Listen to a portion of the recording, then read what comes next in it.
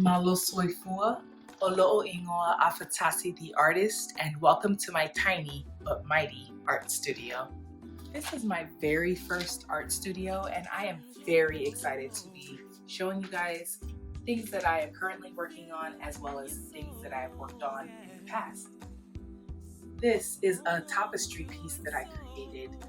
All of the fabrics here are either African or Polynesian in origin.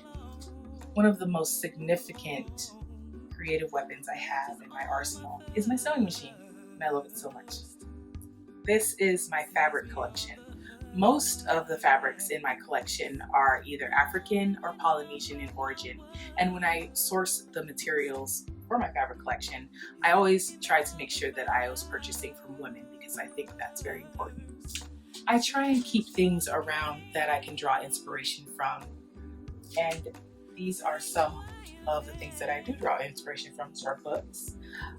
Some of the books and magazines that are here have my artwork in them, like this one. A little bit more about myself.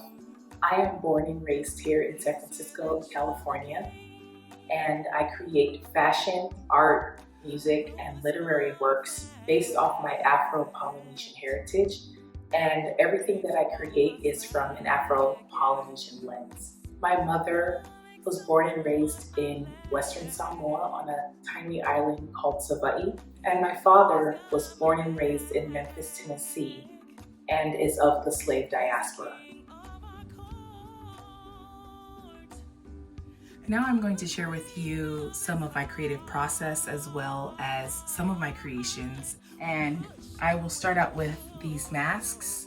When the pandemic hit and we were on quarantine, masks in general were in short supply. These are some of the masks that I made for frontline workers, first responders, and friends and family in my community. I'm gonna move on to these beautiful fabric flowers. These are called sais, and normally they are made out of textiles from Polynesia, but these are special in that they are African sais. The fabric is African.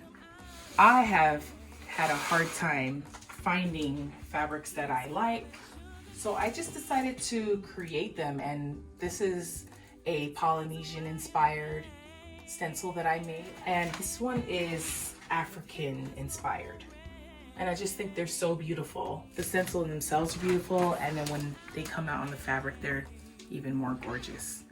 I create and express myself through my art as a means to explain how I feel and as a means to relate to the world around me.